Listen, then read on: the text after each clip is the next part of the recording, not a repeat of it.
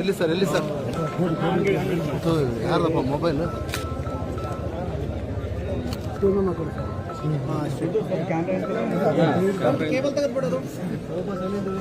Yes sir ಹಂಗೆ ಇರ್ರಿ sir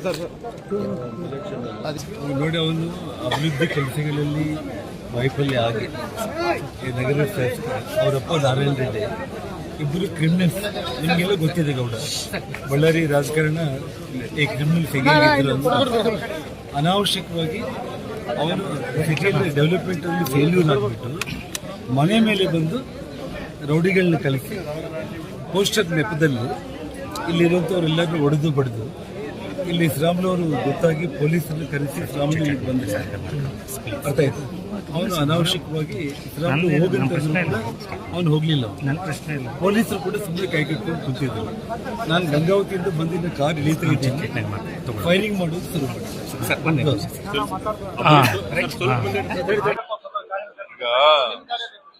ಅದನ್ನ ಎಂಕ್ವೈರಿ ಮಾಡಕ್ ಹೇಳಿದೀನಿ. ಯಾರ ಗನ್ನಿಂದ ಬುಲೆಟ್ ಬಂದಿದೆ ಅಂತ ಹೇಳೋದು ಗೊತ್ತಾಗಬೇಕಲ್ಲ. ಅದು ಬಿಜೆಪಿ ಗನ್ನಿಂದ ಬಂದಿದೆಯಾ ಇಲ್ಲ ಕಾಂಗ್ರೆಸ್ನವ್ರ ಗನ್ನಿಂದ ಬಂದಿದೆಯಾ, ಅದಕ್ಕೋಸ್ಕರ ಅದನ್ನು ತನಿಖೆ ಮಾಡಿ ಅಂತ ಹೇಳಿದೀನಿ. ಎಂಕ್ವೈರಿ ಮಾಡಿ ರಿಪೋರ್ಟ್ ಕೊಡಿ ಇಮಿಡಿಯೇಟ್ ಆಗಿ.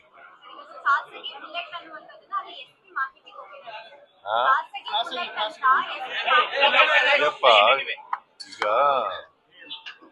ಸತೀಶ್ ರೆಡ್ಡಿ ಅವರು ಕೂಡ ಇಟ್ಕೊಂಡಿದ್ದಾರೆ.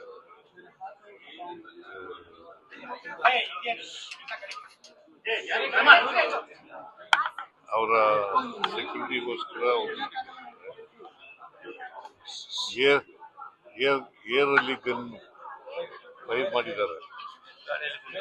ಅದಕ್ಕೆ ಆ ಫೈರಿಂಗು ಏರ್ನಲ್ಲಿ ಮಾಡಿರೋದು ಇದಕ್ಕೆ ಬಂದಿದೆ, ಮನುಷ್ಯನಿಗೆ ತಗಲಿದೆ.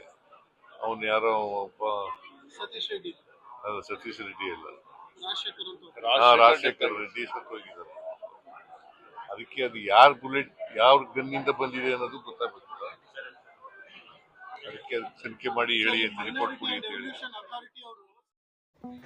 ವಿಧಾನಸಭೆಯ ವಿರೋಧ ಪಕ್ಷದ ನಾಯಕ ಆರ್ ಅಶೋಕ್ ನೇತೃತ್ವದ ತಂಡ ಇಂದು ಪೊಲೀಸ್ ಕೇಂದ್ರ ಕಚೇರಿಗೆ ಭೇಟಿ ನೀಡಿ ಬಳ್ಳಾರಿ ಘಟನೆ ಸಂಬಂಧಿಸಿದಂತೆ ಬಳ್ಳಾರಿ ಶಾಸಕ ಭರತ್ ರೆಡ್ಡಿಯವರನ್ನು ತಕ್ಷಣ ಬಂಧಿಸಬೇಕೆಂದು ಮನವಿ ಪತ್ರವನ್ನು ಸಲ್ಲಿಸಿದರು.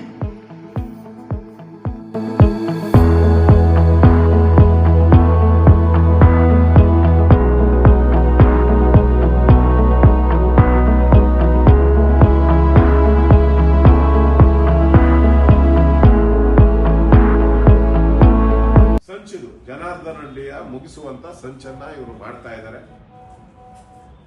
ಇದು ಕಾಂಗ್ರೆಸ್ಗೆ ಮುಖಕ್ಕೆ ಮಂಗಳಾರತಿ ಇದು. ಅವ್ರ ಕಾನೂನು ಸುವ್ಯವಸ್ಥೆ ಇದೆ ಅಂತ ಕರ್ನಾಟಕದಲ್ಲಿ ಹೇಳ್ತಾ ಇದಾರಲ್ಲ. 2026ಕ್ಕೆ ಪ್ರಾರಂಭ ಏನು ಅಂದ್ರೆ 2026 ಪ್ರಾರಂಭ ರಕ್ತ ಚರಿತ್ರೆ, ಕರ್ನಾಟಕದಲ್ಲೂ ರಕ್ತ ಚರಿತ್ರೆ ನಡೆಯುತ್ತೆ ಅನ್ನೋದನ್ನ ಒಂಥರ ಶಂಕುಸ್ಥಾಪನೆ ಮಾಡಿದ್ದಾರೆ ಕಾಂಗ್ರೆಸ್ ಅವರು. ಕರ್ನಾಟಕನು ಆಂಧ್ರ ಮಾದರಿ ಮಾಡ್ತೀರಿ ಅಂತ. ಆಂಧ್ರ ಮಾದರಿಗೆ ನಾವು ಹೋಗ್ತೀರಿ ಪ್ರಚೋದನೆಯಿಂದನೇ ಆಗಿರೋದು. ನೇರವಾಗಿ ಈ ಸಾವಿಗೆ ಭರತ್ ರೆಡ್ಡಿನೇ ಕಾರಣ. ಕೂಡಲೇ ಅವ್ರನ್ನ ಬಂಧಿಸಬೇಕು.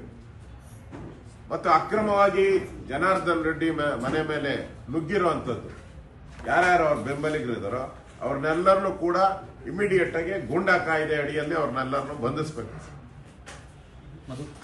ಮತ್ತು ಜನಾರ್ದನ್ ರೆಡ್ಡಿ ಮತ್ತು ಶ್ರೀರಾಮುಲು ಅವರಿಗೆ ಕೂಡಲೇ ಅವರ ಪ್ರಾಣಕ್ಕೆ ಅಪಾಯ ಇರೋದ್ರಿಂದ ಅವ್ರಿಗೆ ಕೂಡಲೇ ಪೊಲೀಸರು ರಕ್ಷಣೆ ಕೊಡಬೇಕು ಅವ್ರಿಗೆ.